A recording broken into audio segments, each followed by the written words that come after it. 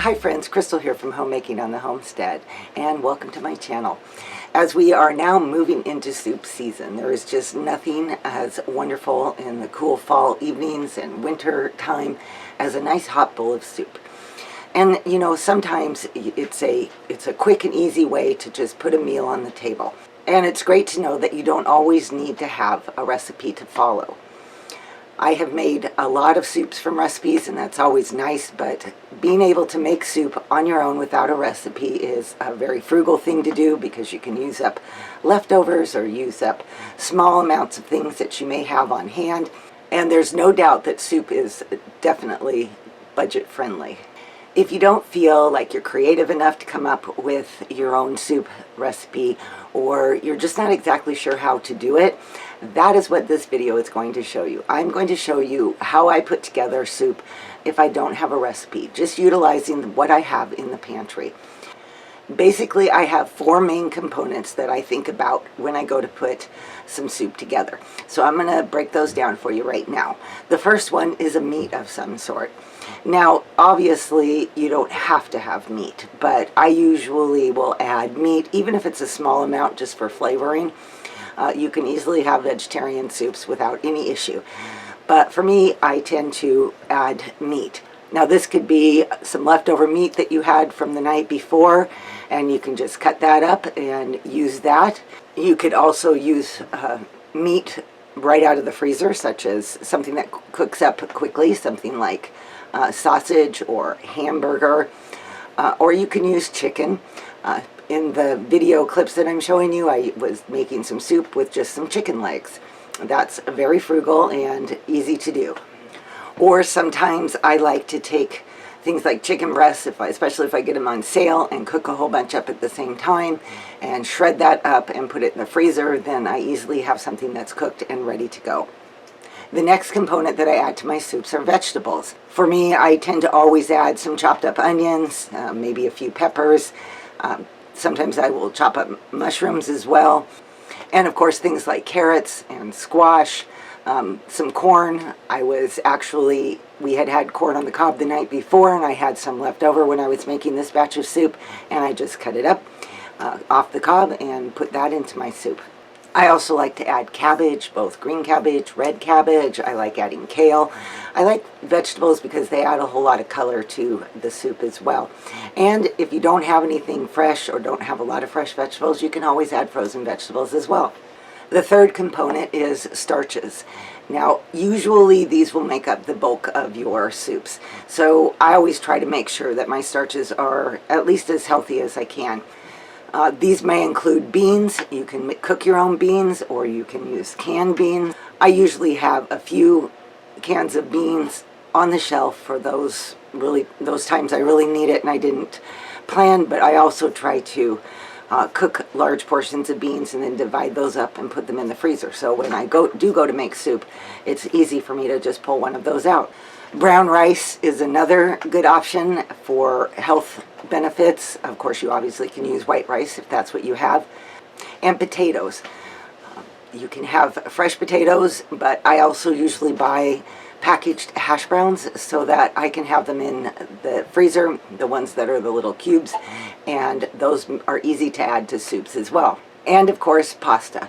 And whole grain pastas are a better nutritional choice than white pasta, but again, use what you have already in your pantries.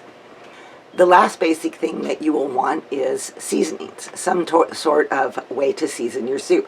So I kind of break it down into basic categories. Do you want it to have an Italian flavor? Do you want it to have a Mexican type flavor, Asian type flavor, or just basic salt, pepper, garlic, and the spices that you have at home? So for Asian, I tend to do a lot of soy sauce. Sometimes I do add sesame oil. That adds a nice flavor if you're trying to go for that Asian. If you're trying to give your soup kind of a Mexican taste, then my go-tos are always taco seasoning, chili powder, cumin. I also will add salsa, or the tomatoes with the green chilies, like Rotel type tomatoes, and I'll even chop up fresh tomatoes sometimes if I have them and add that, because it gives it a lot of nice flavor. So my basic go-to seasonings for just I don't want any particular flavor coming out, just to season up the pot of soup that I have. My basic go-tos are Johnny's seasoning salt, or any brand of seasoning salt, salt and pepper, garlic, and I do like to add this garlic and seasoning spice mix from Costco, but those are just my choices. And if I'm going for the Italian flair, I just try to add some Italian seasonings. That goes a long way. And some tomatoes will usually go into my mix, and again, those can be canned or they can be fresh. Okay, now that you know all the components you need to make soup, let's start making some soup. If your meat is not pre-cooked, like such as hamburger or sausage or something like that, you're going to start by pre-cooking your hamburger. Usually that is when I will add things like onions and mushrooms or celery, any kind of vegetable that needs to get softened up. I will cook that along with my hamburger or my sausage. If you're cooking something like chicken legs, then I will add water to that and a little bit of salt, because that helps bring out the flavor. And then I will cook that, and the broth that comes from that ends up being the basis for my soup. If you're not cooking meat like chicken and utilizing the broth from that, then of course you can add some chicken broth or beef broth, whatever your preference is. I usually try to make mine, but you can also add store-bought chicken broth as well, or you can use water and bouillon cubes. That works too. I've done that many times over the years. And as far as how much liquid to use, it really depends on how much soup you want. Back when I had 8 kids at home, I would typically add 12 cups of whatever I was doing, whether it was water and bouillon cubes or chicken broth. That was kind of my standard, was 12 cups, but I was feeding 10 people. Nowadays with my husband, I usually do about 6 cups, 5 to 6 cups, somewhere in there, but we will end up eating on that for at least 2 days, and sometimes have leftovers for lunch and that type of thing. So it really depends on how many people you're feeding. And the more you make soup, the more you'll kind of get an idea of what is the perfect amount for the number of people that you're feeding. Now, if I am doing something like chicken legs, and so I didn't have the opportunity to add things like my onions and peppers and that type of thing to the chicken itself, I will just saute those up in a frying pan in a little bit of oil, just so they're soft. I don't really care for crunching on things like onions and peppers when I'm eating soup, so I do them separately. Now, the order of things as I cook them is usually, once I have my base established, my meat cooked, my chicken is cooked, and I've taken it out of the broth to cool down, now is when I'm going to cook all the vegetables that take longer amounts to cook. Things like carrots and the squash and the cabbage and things like that that are going to need a few minutes to cook. I bring that to a boil and let that simmer. This is also the time that I would add my beans, whether they're my own home-cooked beans or canned beans off the shelf.